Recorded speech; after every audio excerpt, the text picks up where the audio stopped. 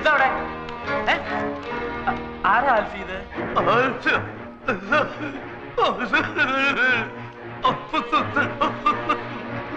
എന്താ ഇയാള് പറയുന്നേ? ഒന്നും മനസ്സിലാവുന്നില്ലല്ലോ. ആൽഫി അറിയോ ഇയാളെ?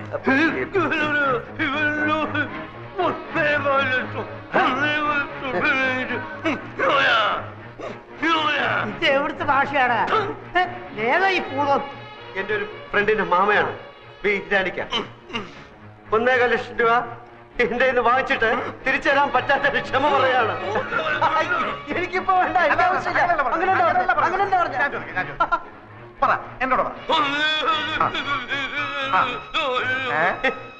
അങ്ങനെ മനസ്സിലായ നായിന്റെ മോനെ ആവശ്യമില്ലാത്ത കാര്യത്തിന് എന്തിനാ ഇടപെടുന്ന അയാൾ ചോദിച്ചാ? അയാളുടെ വായിലിരിക്കണം എല്ലാം കേട്ടിട്ട് കാര്യമുണ്ടോ? വീരാനിക്ക പണമാകുമ്പോ വരുമ്പോ നമുക്കെന്ത്? എനിക്ക് ഒരു വിഷമല്ല. മോളുടെ നിക്കാഹ് കഴിഞ്ഞിട്ട് പണം പലിശയും ചേർത്ത് തരാന്നോ? അപ്പൊ മതി. വീരാനിക്ക പോയി കിടക്ക്, പ്ലീസ് പോയി കിടക്ക്. വീരാനിക്ക പോയി കിടക്ക്. തട്ടിപ്പോകുന്നതിന് മുമ്പ് ഈ നിക്കാഹ് ഞാൻ നടത്തും. നിക്കാഹ് നടത്തുന്നതിന് മുമ്പ് തട്ടിപ്പോകുന്നുള്ളതിന്റെ ആദ്യ പേടി. എന്റെ ഫ്രണ്ടിന്റെ മാമയാണ് മകളുടെ കല്യാണം നടത്തുന്ന കാര്യം പറഞ്ഞോണ്ടിരിക്കുക. മോടെ കല്യാണം ഒക്കെ ഞങ്ങൾ നടത്തി തരാം. ആരോ അടിച്ച് കൗളിലെ എല്ല് പൊട്ടി ശരിയാകാൻ കുറച്ച് സമയം എടുക്കും. 100 കോടി പുണ്യം കിട്ടുമെന്ന് പറയായിരുന്നു. ഇയാളെ പിടിച്ച് പെട്ടിക്കടത്ത് സ്ട്രാപ്പ് ചെയ്തിട്ടേക്കണം. എഴുന്നേക്കാൻ സമ്മതിക്കണം. ഞങ്ങൾ നടത്തിക്കോളാം. നിങ്ങൾ പൊയ്ക്കോളി. പന്നീന്റെ മോന് പനി ഉണ്ടാവും മാമ. മുറിവ് ഉണങ്ങുമ്പോ പൊയ്ക്കോളും. മോളുടെ നിക്കാഹ് ഞങ്ങൾ നടത്തിക്കോളാം. മോളുടെ നിക്കാഹ് നടത്തി തരണം എന്നല്ലേ അയാൾ പറഞ്ഞത്? അതെങ്ങനെ മനസ്സിലായി?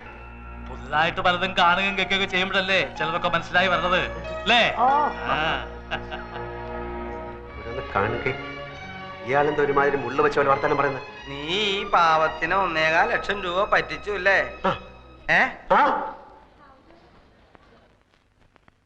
നാട്ടിൽ നിന്ന് എഴുത്തു വന്നു. കാര്യങ്ങളൊക്കെ ആകെ അവതാളത്തിലാണ്. ആ വർഗീസിനെ സോപ്പിട്ടാലേ കാര്യങ്ങൾ നടക്കുമെന്ന് ഞാൻ പറഞ്ഞില്ലേ? ആ ചെറ്റയ്ക്ക് ഇപ്പൊ ചന്ദ്ര ടീയുടെ അക്കൗണ്ട് കൂടെ വേണം. ഞാൻ MD അല്ലേ, ഇല്ലെന്ന് പറയാൻ ഒക്കൂ. രണ്ടും കൽപ്പിച്ച് ഞാനും കൊടുക്കാൻ പോവാണ്. അതുകൊണ്ട് കമ്പനിക്ക് എന്ത് പറ്റുമെന്ന് എനിക്കറിയാൻ പാടില്ല. ദീപസ്തംഭം മഹാചര്യം എനിക്കും കിട്ടണം പണം എന്ന കുഞ്ചൻ നമ്പ്യാരുടെ പോളിസിയാണ് എൻ്റെത്.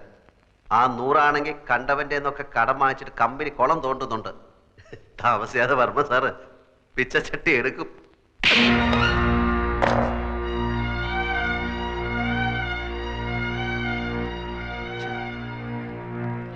ചന്ദ്രയുടെ കൈയടക്കി.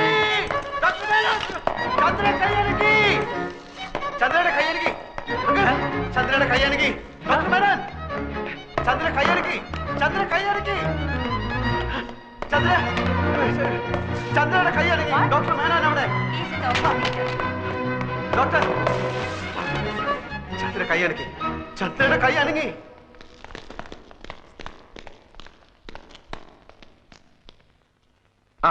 Lift your hand. ചന്ദ്രിക കൈയൊന്ന് ഉയർത്താൻ ശ്രമിക്കൂ പ്ലീസ്. പ്ലീസ്.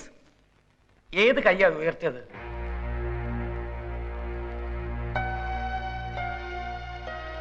റൈറ്റ് ഹാൻഡ്, വലത്തെ കൈ.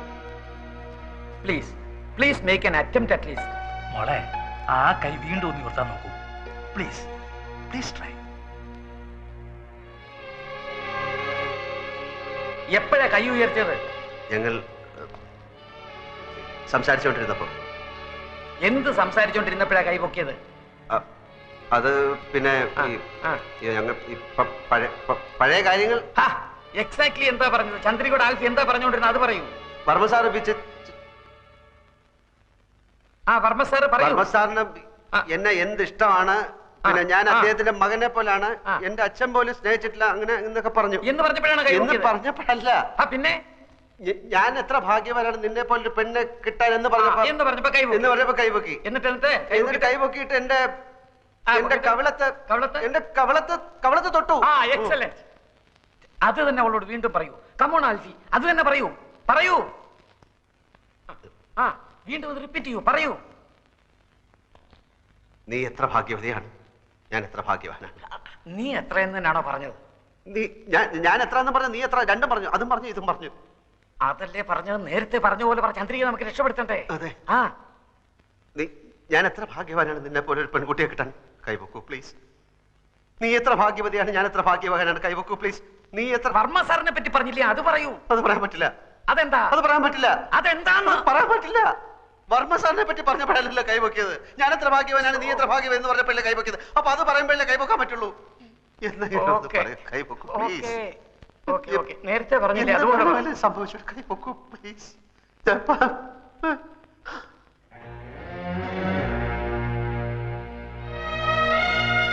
സോറി, ഏതോ ഒരു ഇമോഷണൽ മൂഡിലായിരിക്കും കൈ ഉയർത്തി. ആ ഇമോഷനിലേക്ക് തിരിച്ചു വരുന്നില്ല. ഇനിയിപ്പോ കാത്തിരിക്കുക നിവൃത്തിയുള്ളൂ. എങ്കിലും പ്രതീക്ഷയ്ക്ക് വക കൂടിയിട്ടുണ്ട്. ഞാൻ പറഞ്ഞില്ലേ, ഇനിയല്ല ആൽഫിയുടെ കയ്യിലാണ്.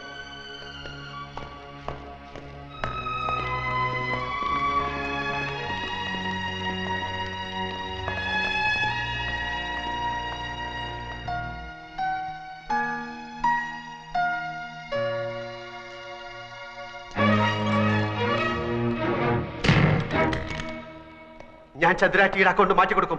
ഞാൻ 100 അക്കൗണ്ട് നിന്റെ ഓഫീസ് കുളം തോണ്ടിപ്പിക്കും. ഞാൻ പിന്നെ പിന്നെ പിന്നെ അവിടെ കിടക്കുന്ന സാധനവും മേശയും കസേരയും ഒക്കെ എടുത്ത് വിൽക്കും. ഞാൻ നിന്റെ തന്ത കൊണ്ട് പിച്ച ചട്ടി എടുപ്പിക്കും. അടിക്കടി അടിക്കടി അടിക്കാൻ എടി. ഞാൻ ആൽഫി കൂൽഫി വന്നത് ഞാൻ അപ്പൊ കൊണ്ടാ. നിനക്കറിയാം, ഞാൻ നിന്റെ ആൾക്കാരെ ഒക്കെ പറ്റിച്ച്, ഞാൻ ആ ഏണി പെണ്ണിനെ പറ്റിച്ച് നിന്റെ സ്വത്ത് മുഴുവൻ ഞാൻ അടിച്ചെടുത്തോളൂ. എന്നെ അടിക്കടി. ഞാൻ നിന്റെ തന്തയും തേണ്ടി കുത്തുവാളെടുത്ത് വഴി നിൽക്കുമ്പോൾ ഞാൻ കണ്ട ഭാവം കാണിക്കില്ല. അടിക്കടി. നിനക്ക് ചുണ ഉണ്ടെങ്കിൽ അടിക്കടി. നിനക്ക് ധൈര്യം ഉണ്ടെങ്കിൽ എന്റെ കണ്ണക്കുറിക്ക് അടിക്കടി. അടിക്കടി അടിക്കാൻ.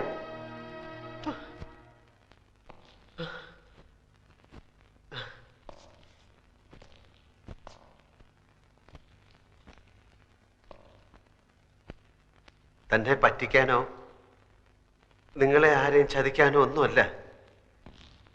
എൻ്റെ ഗതികേട് കൊണ്ടാണ് ഞാൻ ഈ നാടകം കളിക്കുന്നത്.